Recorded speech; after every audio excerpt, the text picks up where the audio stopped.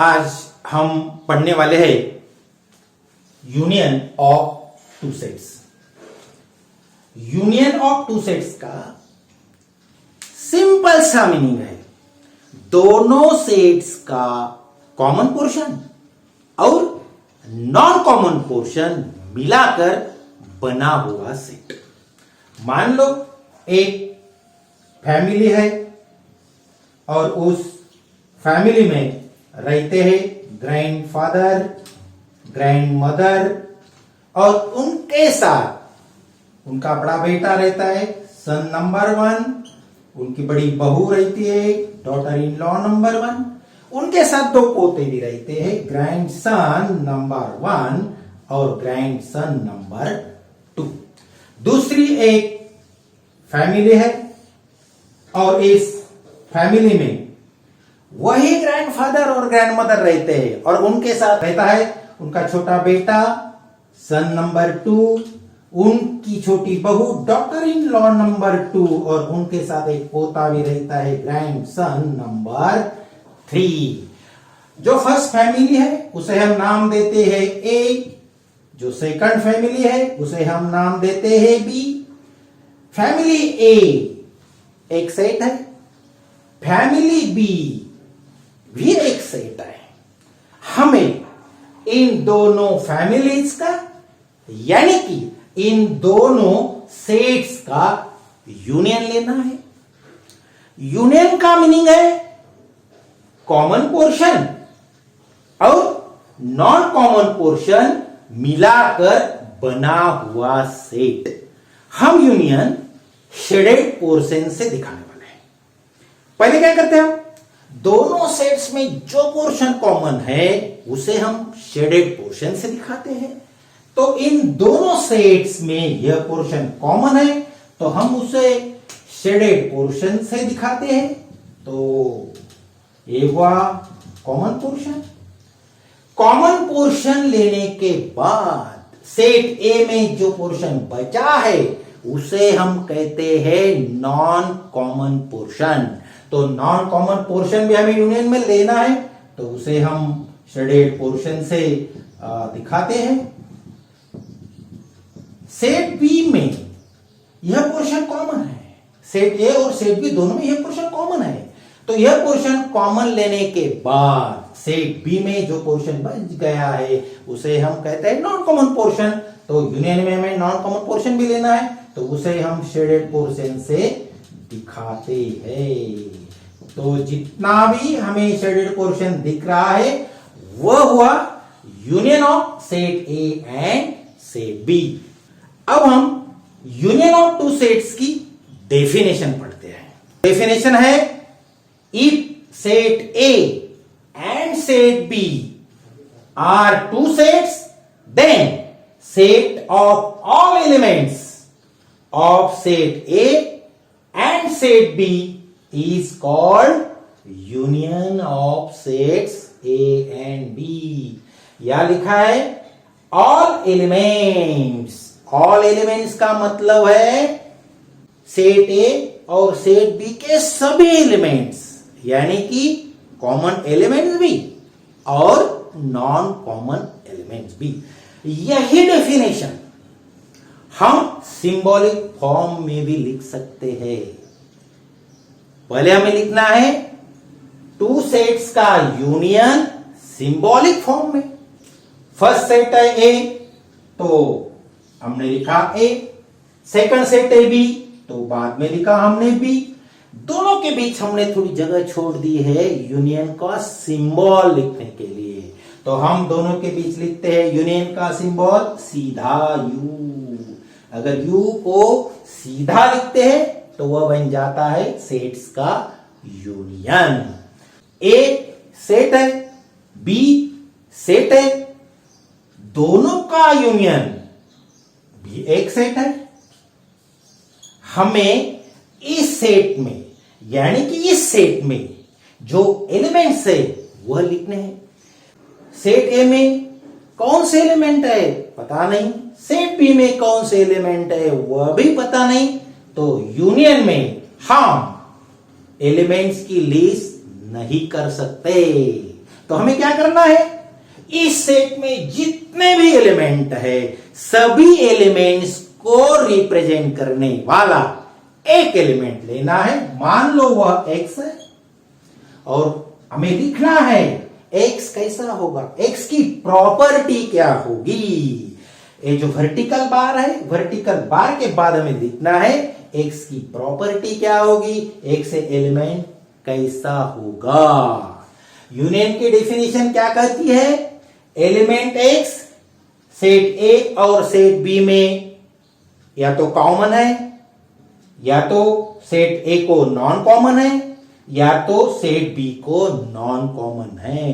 तो ये तीनों कंडीशंस हमें यहां लिखनी है। फर्स्ट कंडीशन है एलिमेंट x सेट A और सेट B दोनों को कॉमन है, यानी कि एलिमेंट x सेट A में भी है और सेट B में भी है।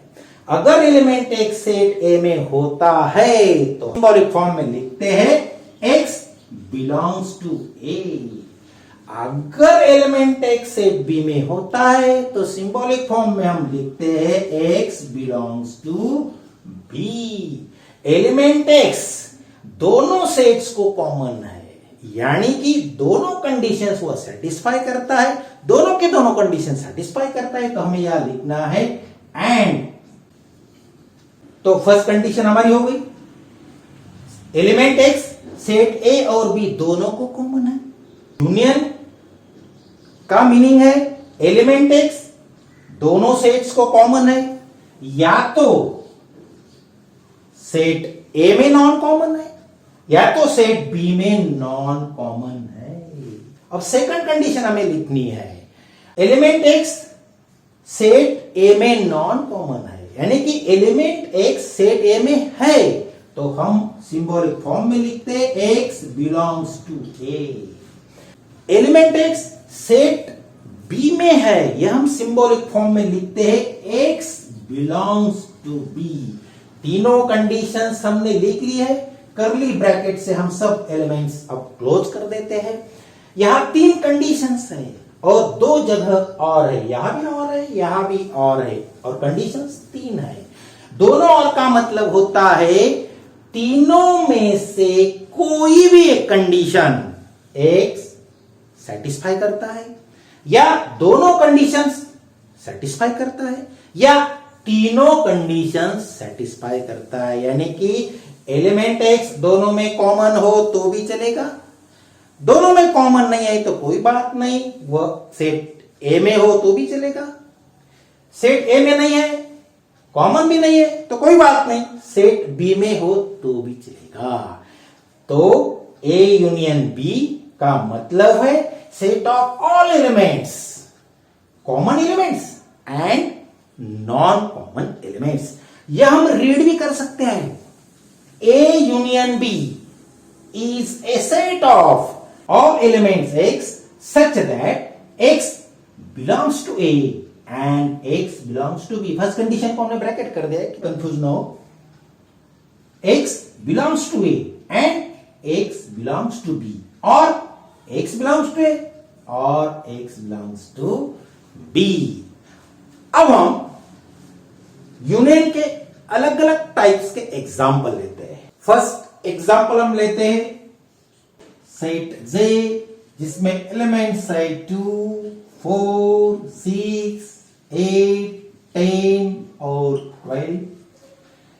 सेट K में एलिमेंट्स है 3, 6, 9 और 12। दोनों सेट्स का यूनियन हमें लेना है। हम लिखते हैं J, बाद में लिखते हैं Q, और दोनों के बीच हम लिखते हैं यूनियन का सिंबल U। इस यूनियन सेट में हमें लेने हैं कॉमन एलिमेंट्स और नॉन कॉमन एलिमेंट्स। तो देखते हैं सेट J और K में कौन से एलिमेंट कॉमन है। 2 सेट J में है, K में नहीं है तो हम उसे बाद में लेते हैं। 4 J में K में नहीं है तो उसे बाद में लेते हैं। 6 J में और K में दोनों में है तो वह हम लेते हैं। 8 सेट J में लेकिन K में नहीं है तो हम बाद में लेते हैं। 10 सेट J में K में नहीं है तो उसे भी हम बाद में लेते हैं। 12 सेट J में है और K में भी है तो उसे हम लेते हैं।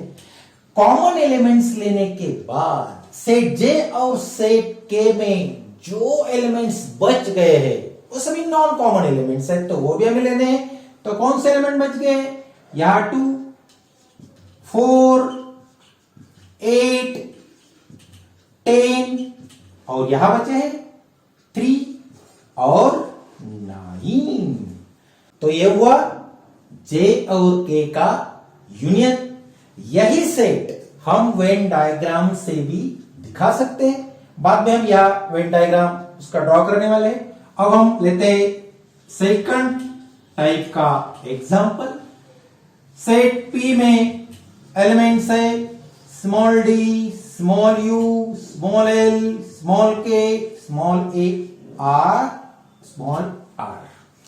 और सेट क्यू में एलिमेंट्स है के, ए, एल और यू। सेट पी और सेट क्यू का यूनियन है P union Q is equal to set of common elements and set of non common elements. कौन कौन से एलिमेंट कॉमन है? डी दोनों में नहीं है तो बाद में लेते हैं, यू दोनों में है तो अभी लेते हैं, एल दोनों में है तो वो अभी ले लेते हैं, के दोनों में है तो हमें लेना है, ए भी दोनों में है तो वह भी हमने ले लिया, आर दोनों में नहीं है तो वह नॉन कॉमन है, बाद में हम लेते हैं। कॉमन एलिमेंट्स लेने के बाद जो एलिमेंट्स बच गए नॉन कॉमन है वह अब लेने हैं। सेट पी में क्या क्या बच गया है? डी है और आर। सेट क्यू में कोई भी एलिमेंट बचा नहीं है।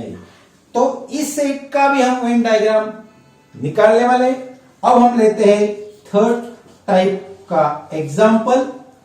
सेट एम में एलिमेंट्स है R, A, K, H, I. Set N में एलिमेंट्स है के, एच, आई, आर और ए। एम और एन दोनों सेट्स का हमें यूनियन लेना है। M union N is equal to set of common elements and non common elements. तो कॉमन एलिमेंट्स हम लेते हैं, आर सेट एम और एन दोनों में है, ए सेट एम और एन दोनों में है तो वह हम लेते हैं, के सेट एम और एन दोनों में है तो वह भी हम लेते हैं, एच दोनों में है, आई भी दोनों में है। अब कॉमन एलिमेंट्स लेने के बाद ना तो सेट एम में कुछ बचा है ना तो सेट एन में कुछ बचा है तो नॉन कॉमन एलिमेंट्स लिखने का सवाल नहीं आता। इस सेट का भी हम वेन डायग्राम यहां निकालने वाले हैं। तो अब लेते हैं हम फोर्थ टाइप का एग्जांपल। सेट एस में एलिमेंट है C, H, A, L, K और सेट टी में एलिमेंट्स है B, U, S, T, E, R. Set S और सेट टी का यूनियन हमें लेना है। पहले लेते हैं हम common elements. C set S में है, टी में नहीं है, एच, ए, एल, के यह भी टी में नहीं है तो सब एलिमेंट्स नॉन कॉमन है। कोई भी एलिमेंट सेट एस और टी में कॉमन नहीं है तो कॉमन एलिमेंट्स लेने का सवाल ही नहीं। सब नॉन कॉमन एलिमेंट्स हम ले लेते हैं, C, H, A, L, K. Set T के भी सभी एलिमेंट्स हम ले लेते हैं, D, U, S, T, E, R. इस यूनियन सेट का भी हम वेन डायग्राम यहां निकालने वाले हैं। अब हमें इन चारों यूनियन सेट का वेन डायग्राम ड्रॉ करना है। किसी यूनियन सेट का हम वेन डायग्राम ड्रॉ करते हैं तो हमें दो बातों का ध्यान रखना है। दिए हुए सेट्स में कुछ एलिमेंट्स कॉमन है या नहीं, और कॉमन एलिमेंट्स लेने के बाद दोनों सेट्स में कुछ बचा है या नहीं। सेट को रिप्रेजेंट करने के लिए आप कोई भी क्लोज फिगर ले सकते हैं, ट्रायंगल, क्वाड्रिलेटरल, पेंटागन, सर्कल, कोई भी फिगर आप ले सकते हैं। अगर दो सेट्स वेन डायग्राम से रिप्रेजेंट करने हैं तो दोनों के लिए सेम क्लोज फिगर या अलग अलग क्लोज फिगर भी आप ले सकते हैं। हम यहां दोनों सेट्स के लिए सेम क्लोज फिगर यानी कि सर्कल लेने वाले हैं। जब भी हम दो सेट्स का यूनियन लेते हैं तो हमें देखना है दोनों सेट्स में कुछ कॉमन है या नहीं, और कॉमन लेने के बाद कुछ बचा है या नहीं। यहां सेट जे और के में दो एलिमेंट्स कॉमन है और कॉमन एलिमेंट्स लेने के बाद सेट जे में कुछ एलिमेंट बच गए, सेट के में भी कुछ एलिमेंट्स बच गए हैं। तो हमारा वेन डायग्राम ऐसा होना चाहिए, दोनों सेट्स में कुछ ना कुछ पोर्शन कॉमन हो और कॉमन लेने के बाद कुछ ना कुछ पोर्शन दोनों सेट्स में बच जाए। तो हमारा वेन डायग्राम ऐसा होगा, यह है सेट जे और यह है सेट के। दोनों सेट्स में यह पोर्शन कॉमन है यानी कि कुछ पोर्शन कॉमन है, और कॉमन पोर्शन लेने के बाद सेट जे में कुछ पोर्शन बच गया है, सेट के में भी कुछ पोर्शन बच गया है। तो हमारा वेन डायग्राम सही है। अब हमें कॉमन पोर्शन में लिखने हैं कॉमन एलिमेंट्स। 6 और 12 यानी कि 6 और 12 कॉमन एलिमेंट्स है, तो हमने यहां लिख दिए। जे का कॉमन पोर्शन निकलने के बाद जो पोर्शन बच गया है वह हम लिखते हैं सेट जे में बचे हुए एलिमेंट्स 2, 4, 8 और 10, 2, 4, 8 और 10। यह कॉमन पोर्शन लेने के बाद सेट के में यह बचा हुआ पोर्शन है तो वह हम लिखते हैं बचे हुए एलिमेंट्स 3 और 9। अब हमें यूनियन सेट शेडेड पोर्शन से दिखाना है। यूनियन का मीनिंग है कॉमन पोर्शन और नॉन कॉमन पोर्शन। तो हम कॉमन पोर्शन को शेडेड कर देते हैं, यह है कॉमन पोर्शन, और सेट जे में बचा यह नॉन कॉमन पोर्शन और सेट के में बचा हुआ यह नॉन कॉमन पोर्शन, यह सब हम शेडेड कर देते हैं। यह शेडेड पोर्शन हमें दर्शाता है सेट जे और सेट के का यूनियन। अब हम पी यूनियन क्यू का वेन डायग्राम ड्रॉ करने वाले हैं। हमें देखना है सेट पी और क्यू में कुछ कॉमन है या नहीं, और कॉमन लेने के बाद कुछ बचा है या नहीं। सेट पी में और सेट की में कुछ एलिमेंट कॉमन है और कॉमन लेने के बाद सेट पी में कुछ एलिमेंट बच गए, सेट क्यू में कोई भी एलिमेंट बचा नहीं। तो हमें ऐसा वेन डायग्राम निकालना है कि जिस डायग्राम में सेट पी और क्यू दोनों में कुछ ना कुछ पोर्शन कॉमन हो, सेट पी में कुछ पोर्शन बच जाए, सेट क्यू में कोई पोर्शन ना बचे। तो हमारा डायग्राम इस तरह आएगा, यह है सेट पी और यह है सेट क्यू।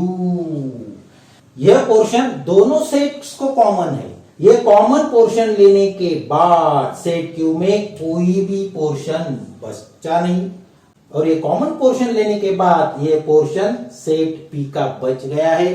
तो हम कॉमन पोर्शन में लिखते हैं कॉमन एलिमेंट्स, वह है के, ए, एल और यू।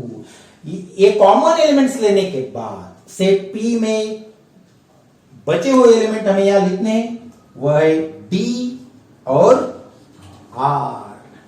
शेडेड पोर्शन से ये यूनियन दिखाते हैं। सबसे पहले हम जो पोर्शन कॉमन है उसे शेडेड कर देते हैं, बाद में जो पोर्शन नॉन कॉमन है उसे भी हम शेडेड पोर्शन से दिखाते हैं। तो ये शेडेड पोर्शन हमें दर्शाता है पी यूनियन क्यू। अब हम सेट एम और सेट एन के यूनियन का वेन डायग्राम ड्रॉ करने वाले हैं। हमें देखना है दोनों सेट्स में कुछ कॉमन है या नहीं। दोनों सेट्स में सभी के सभी एलिमेंट्स कॉमन है।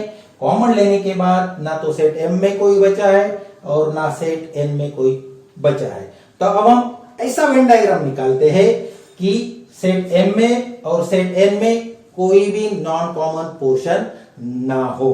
तो हमारा वेन डायग्राम ये हुआ, यह सेट एम और यह सेट एन, ये पूरा का पूरा पोर्शन सेट एम और एन दोनों को कॉमन है। तो यहां हम लिख देते हैं common elements R A H और आई। कॉमन एलिमेंट्स लेने के बाद सेट एम और सेट एन में कोई भी एलिमेंट बचा नहीं है, यहां भी कोई भी पोर्शन बचा नहीं है। अब हम यूनियन शेडेड पोर्शन से दिखाते हैं, पूरा का पूरा पोर्शन, ये पूरा का पूरा कॉमन पोर्शन शेडेड कर देते हैं। यही पोर्शन दर्शाता है एम यूनियन एन। अब हम एस यूनियन टी के लिए वेन डायग्राम निकालते हैं। हमें देखना है सेट एस और टी में कोई एलिमेंट कॉमन है या नहीं। सेट एस और टी में कोई भी एलिमेंट कॉमन नहीं है, तो हमें ऐसा वेन डायग्राम निकालना है कि सेट एस और सेट टी में कोई भी एलिमेंट कॉमन ना हो। तो ये हुआ सेट एस और ये हुआ सेट टी। सेट एस में एलिमेंट्स है सी एच ए एल और के। सेट टी में एलिमेंट्स है डी यू एस टी ई और आर। दोनों सेट्स में कोई भी पोर्शन कॉमन नहीं है, तो अपना वेन डायग्राम सही है। यह यूनियन शेडेड पोर्शन से दिखाना है। सबसे पहले हम दोनों का कॉमन पोर्शन शेडेड पोर्शन से दिखाते हैं। सेट एस और टी में कोई भी पोर्शन कॉमन नहीं है, तो कॉमन पोर्शन शेडेड करने का सवाल ही नहीं। जो पोर्शन बच गया है वह सब हम शेडेड पोर्शन से दिखाते हैं। तो ये शेडेड पोर्शन हमें दर्शाता है यस यूनियन टी। आज हमने पढ़ा यूनियन ऑफ टू सेट्स का डेफिनेशन, यूनियन के अलग अलग टाइप्स के एग्जांपल्स और वेन डायग्राम्स।